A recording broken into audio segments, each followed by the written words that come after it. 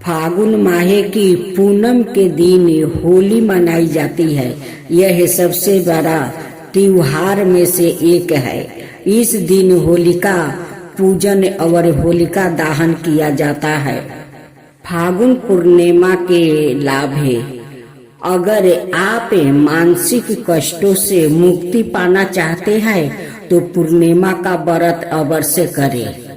पूर्णिमा व्रत करने से पारिवारिक कलह और अशांति दूर हो जाती है। जिन व्यक्तियों की कुंडली में चंद्र ग्रहण पीड़ित और दुष्ट है और इस ग्रह की वजह से जीवन में बहुत समस्या आ रही है, उन्हें पूर्णिमा व्रत अवश्य करना चाहिए। पूर्णिमा के दिन शिवलिंग पर शहद, कच्चा दूध, बेलपत्र, सामी पत्रा अर्पित करने से भगवान शिव की कृपा प्राप्ति होती है और सभी प्रकार की बीमारियां से भी मुक्ति मिलती है। जो लोग अकारण डरते हैं, यह मानसिक चिंता से ग्रसित रहते हैं, उन्हें पूर्णमासी व्रत अवश्य करना चाहिए। लंबा और प्रेम में भरा विवाहिक जीवन व्यतीत करने के लिए भी पूर्णिमा व्रत करना बहुत शुभ माना जाता है। पूर्णिमा व्रत में यज्ञ और अन्य मंगलिक कार्य जैसे विवाह, देव प्रतिष्ठा आदि करना बहुत ही शुभ होता है। भगवान शिव की पूजा और अन्य धार्मिक कार्यों को करने के लिए पूर्णिमा तिथि को शुभ माना गया है। अब श्रवण करेंगे पूर्णमासी व्रत कथा। द्वार पर योग में एक समय की बात है कि यशोदा जी ने कृष्णा से कहा, हे कृष्णा, तुम सारे संसार के उत्पन्नकर्ता पोषक हो और उसके संहार करता हो। आज कोई ऐसा व्रत मुझसे कहो जिसके करने से मृत्यु लोक में स्त्रियों को विधवा होने का भय न रहे और यह व्रत सभी मनुष्य की मनोकामना पूर्ण करने वाला हो। श्री कृष्णा कहने लगे, हे माता जी, तुमने अति सुंदर प्रश्न किया है। मैं तुमसे ऐसा ही व्रत को विस्तार कहता हूँ। सौभाग्य की प्राप्ति के लिए स्त्रियों को 32 पूर्णमासी का व्रत करना चाहिए। इस व्रत के करने से स्त्रियों को सौभाग्य संपत्ति मिलती है। यह व्रत अचल सौभाग्य देने वाला और भगवान शिव के प्रति मनुष्य पात्रा की भक्ति को बढ़ाने वाला है। यशोदा जी ने कहने लगी, हे कृष्णा, सर्वप्रथम इस व्रत को मृत्यु लोक में किसने किया था? इसके विषय में विस्तार पूर्वक मुझसे कहो। श्री कृष्णा जी कहने लगे कि इस भूमंडल पर एक अत्यंत प्रसिद्ध राजा चरहास से पालित अनेक प्रकार के रत्नों से परिपूर्ण कार्तिका नाम की एक नगरी थी। वहाँ पर धनेश्वर नाम का एक ब्राह्मण था और उसकी स्त्री अति सुशील रूपवती थी। दोनों ही उस नगरी में बड़े प्रेम के साथ रहते थे। घर में धन धनाई आदि की कमी नहीं थी। उनको एक बड़ा दुख था कि उनका कोई संतान नहीं थी। इस दुख से वो अत्यंत दुखी रहते थे। एक समय एक बार तपस्वी योगी उस नगरी में आया। वह योगी उस ब्राह्मण के घर को छोड़कर अन्य सब घरों से भिक्षा लाकर भोजन किया करता था। रूपवती से वह भिक्षा नहीं लिया करता था। उस योगी ने एक दिन रूपवती से भिक्षा ना लेकर किसी अन्य घर से भिक्षा लेकर गंगा किनारे जाकर वो भिक्षण को प्रेम पूर्वक खा रहा था कि धनेश्वर ने योगी का यह सब कार्य किसी प्रकार से देख लिया। अपनी भिक्षा के अनादर से दुखी होकर धनेश्वर योगी से बोला, महात्मन, आप सब घरों से भिक्षा लेते हैं, परंतु मेरे घर की भिक्षा कभी नहीं लेते हैं। इसका कारण क्या है? योगी ने कहा कि निसंतान के घर की भिक्षा पतित के अन्न के तुलन होती है, और जो पतितों का अन्न खाता है वो भी पतित हो जाता है। क्योंकि तुम निसंतान हो, अतः पतित हो जाने के भय से मैं तुम्हारे घर की भिक्षा नहीं लेता हूँ। धनेश्वर यह बात सुनकर अपने मन में बहुत दुखी हुआ और हाथ जोड़कर योगी के पैरों पर गिर पड़ा और अर्थ भाव से कहने लगा, हे महाराज, यदि ऐसा है तो आप मुझको पुत्र प्राप्ति का उपाय बताइए। आप सबर गया है, मुझ पर अवश्य ही यह कृपा कीजिए। धन की मेरे घर में कोई कमी नहीं, परंतु मैं पुत्र न होने के कारण अत्यंत दुखी हूँ। आप मेरे इस दुख का हरण करें। आप अर्थवान है। यह सुनकर योगी कहने लगा, हे ब्राह्मण, तुम चंडी की आराधना करो। घर आकर उसने अपने स्त्री से सब वृत्तांत कहा और सवाए तप नियमित वन में चला गया। वन में जाकर उसने चंडी की उपासना की और उपवास किया। चंडी ने 16वां दिन उसको सपने में दर्शन दिया और कहा, हे धनेश्वर, जा, तेरे पुत्र होगा, परंतु वो 16 बरस की आयु में ही मृत्यु को प्राप्ति हो जाएगा। यदि तुम दोनों स्त्री पुरुष 32 पूर्णमासी को व्रत विधि पूर्वक करोगे तो वह दीर्घ आयु होगा। जितनी तुम्हारी सामर्थ्य हो, आटे के दिए बनाकर शिव जी का पूजन करना, परंतु पूर्णमासी को 32 हो जाना चाहिए। प्रातः काल होने पर इस स्थान के समीप ही तुम्हें एक आम का वृक्ष दिखाई देगा। उस पर तुम चढ़कर एक फल तोड़कर शीघ्र अपने घर चले जाना। अपनी स्त्री से सब वृत्तांत कहना। ऋतु स्नान के पश्चात वो स्वच्छ होकर श्री शंकर जी का ध्यान करके उस फल को खा लेगी। तब शंकर भगवान की कृपा से उसको गर्व हो जाएगा। जब वो ब्राह्मण ने प्रातः काल उठा तो उसने उस स्थान के पास ही एक आम का वृक्ष देखा, जिस पर एक अत्यंत सुंदर आम का फल लगा हुआ था। उस ब्राह्मण ने उस आम के वृक्ष पर चढ़कर उस फल को तोड़ने का प्रयत्न किया, परंतु वृक्ष पर कई बार प्रयत्न करने पर भी वो ना चढ़ पाया। तब तो उस ब्राह्मण को बहुत चिंता हुई और विधन विनाशक श्री गणेश जी की वंदना करने लगा।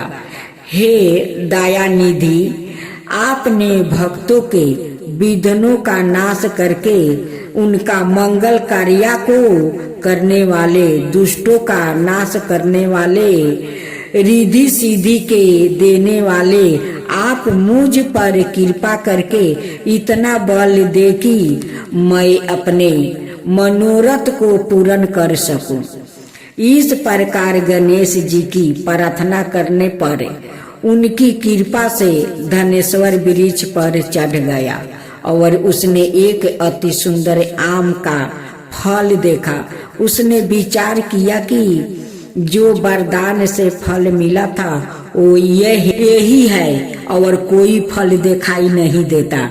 उस धनेश्वर ब्राह्मण ने जल्दी से उस फल को तोड़कर अपनी स्त्री को लाकर दिया और उसकी स्त्री ने अपने पति के कथन अनुसार उस फल को खा लिया और वह गर्भवती हो गई।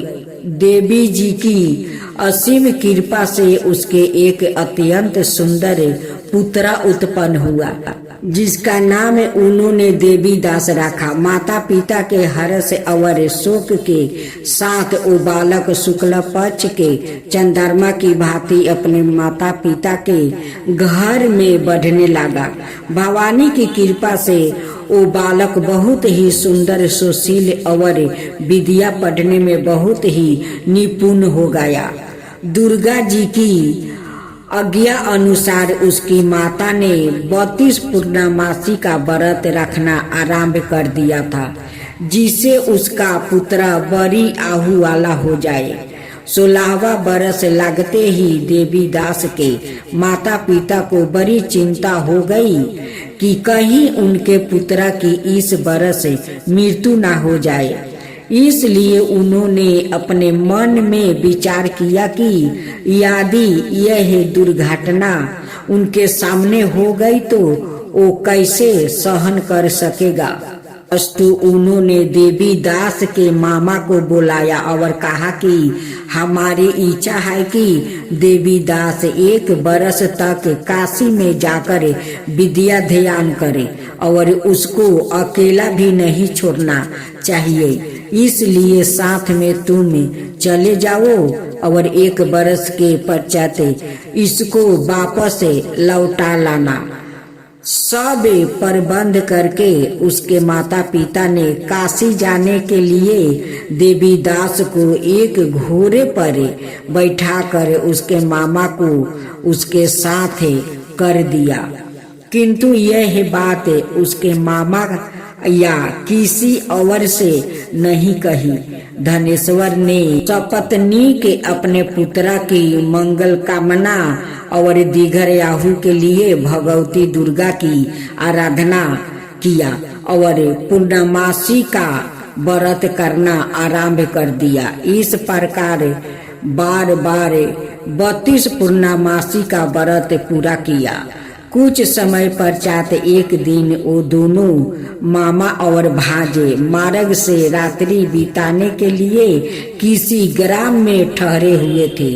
उस दिन उस गांव में एक ब्राह्मण की अत्यंत सुंदरी सुशील कन्या और गुणवती कन्या का विवाह होने वाला था। जिस धर्मशाला के अंदर वर और उसकी बारात ठहरी हुई थी, उसी धर्मशाला में देवी दास और उसके मामा भी ठहरे हुए थे।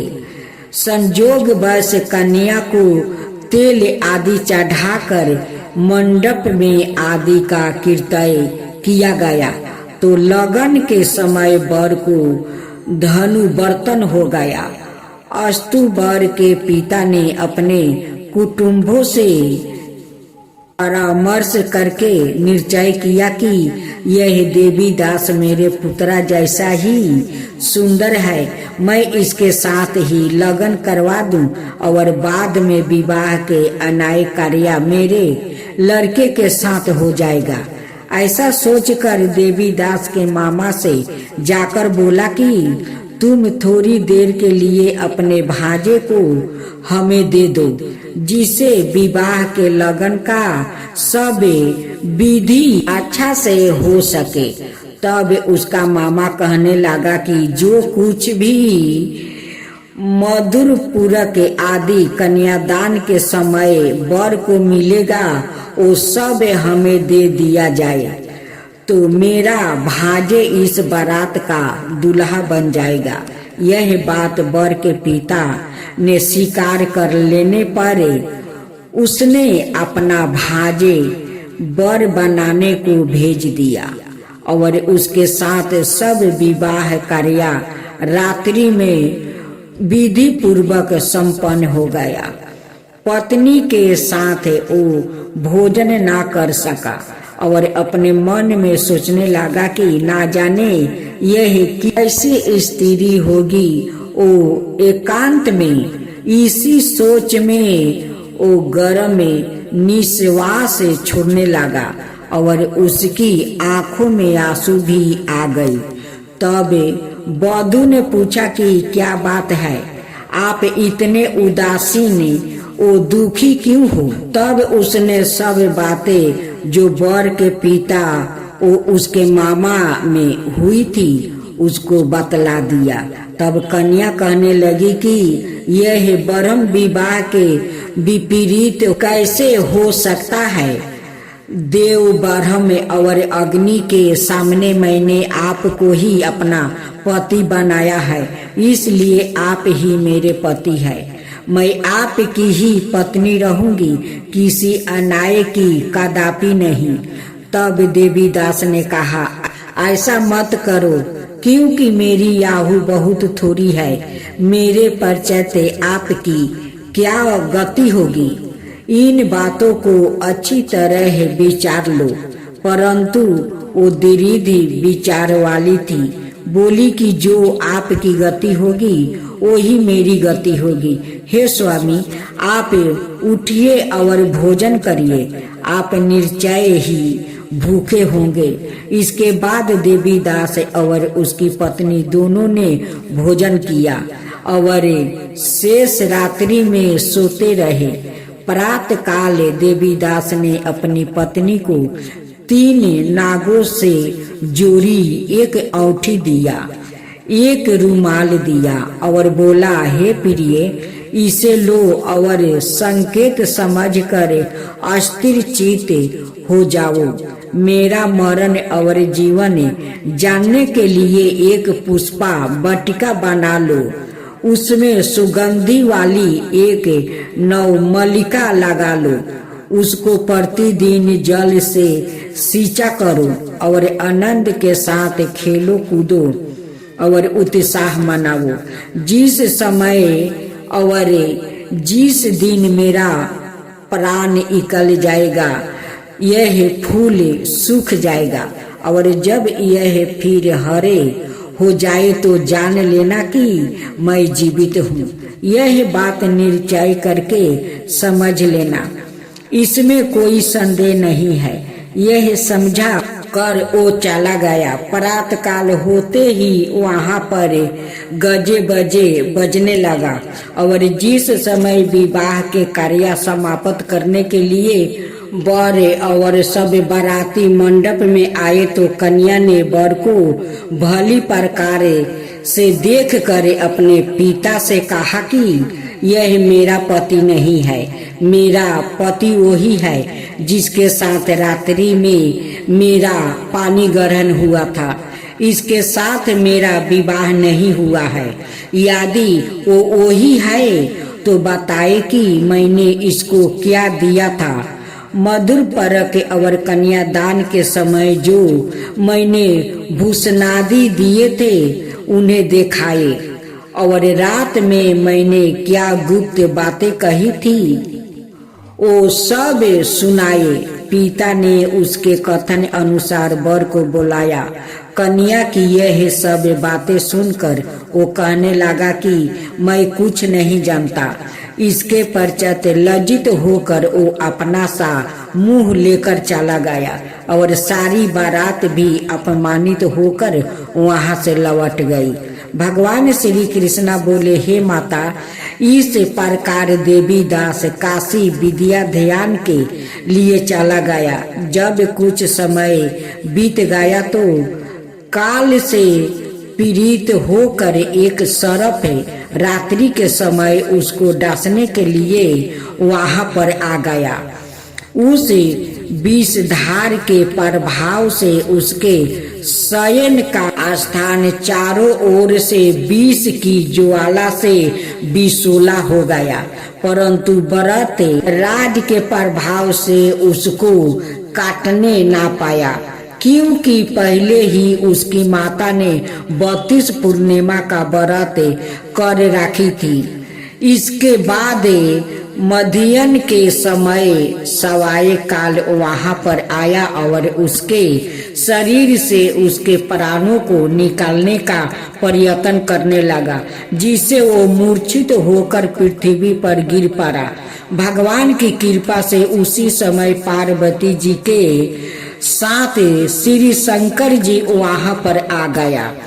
उसको मूर्छित दशा में देखकर पार्वती जी ने भगवान शंकर से प्रार्थना की, हे महाराज, इस बालक की माता ने पहले 32 पूर्णिमा का व्रत किया था, जिसके प्रभाव से हे भगवान आप इसको प्राण दान दे। भवानी के कहने पर भक्त वत्सल भगवान श्री शिव जी ने उसको प्राण दान दे दिया। इस व्रत के प्रभाव से काल को भी पीछे हटना पड़ा और देवी दास स्वस्थ होकर वो बैठ गया। उधर उसकी स्त्री उसके काल की प्रतीक्षा किया करती थी। जब उसने देखा कि उस पुष्पा वाटिका में पत्र पुष्पा कुछ भी नहीं रहे तो उसको अत्यंत आश्चर्य हुआ और जब वो वैसे ही हरी भरी हो गई तो वो जान गई कि वो जीवित हो गया है। यह देखकर वो बहुत प्रसन्न मन से अपने पिता के कहने लगी कि पिताजी, मेरे पति जीवित है, आप उन्हें ढूंढिए। जब 16वां वर्ष व्यतीत हो गया तो देवी दास भी अपने मामा के साथ काशी से चल दिया। इधर उसे ससुर उसको ढूंढने के लिए अपने घर से जाने वाला ही था कि वो दोनों मामा भांजे वहां पर आ गया। उसको आए देखकर उसका ससुर बड़ी प्रसन्नता के साथ अपने घर में ले आया। उस समय नगर के निवासी भी वहां इकट्ठा हो गया और सबने निश्चय किया कि अबर से ही इसी बालक के साथ इस कन्या का विवाह हुआ था। उस बालक को जब कन्या ने देखा तो पहचान लिया और कहा कि यह तो वही है जो संकेत करके गाया था। परंत सभी कहने लगे कि भाला हुआ जो यह आ गया और सब नगरवासियों ने आनंद मनाया। कुछ दिन बाद देवी दास अपनी पत्नी और मामा के साथ अपने ससुर के घर से बहुत सा उपहार लेकर अपने घर के लिए वो प्रस्थान किया। जब वो अपने गांव के निकट आ गई तो कई लोगों ने उसको देखकर उसके माता पिता को पहले ही जाकर खबर दिया कि तुम्हारा पुत्र देवी दास अपनी पत्नी और मामा के सहित आ रहा है। ऐसा समाचार सुनकर पहले तो उन्हें विश्वास ही नहीं हुआ, किंतु जब और लोग ने भी आकर उनकी बातें का समर्थ किया तो उन्हें बड़ा आश्चर्य हुआ। लेकिन थोड़ी देर में देवी दास ने आकर अपने माता पिता के चरणों में अपना सिर रख कर प्रणाम किया और उसकी पत्नी ने अपने सास ससुर के चरणों को स्पर्श किया तो माता पिता ने अपने पुत्र और पुत्रवधू को अपने हृदय से लगा लिया और दोनों की आंखों में प्रेम सु बह चला। अपने पुत्र और पुत्रवधू के आने की खुशी में धनेश्वर ने बड़ा भारी उत्साह किया और ब्राह्मणों को भी बहुत सी दान दक्षिणा देकर प्रसन्न किया। श्री कृष्णा जी कहने लगे कि इस प्रकार धनेश्वर 32 पूर्णिमाओं के व्रत के प्रभाव से पुत्रवान हो गया।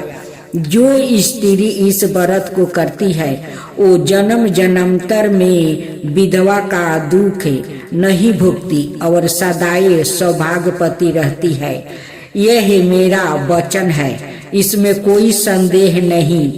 मानना है यह व्रत पुत्र को देने वाला और संपूर्ण मनोकामनाओं को पूर्ण करने वाला है। 32 पूर्णिमा के व्रत करने से व्रती की सब इच्छाएं भगवान शिव जी की कृपा से पूर्ण हो जाती है। सभी प्रेम से बोलो शिव शंकर भोलेनाथ की जय।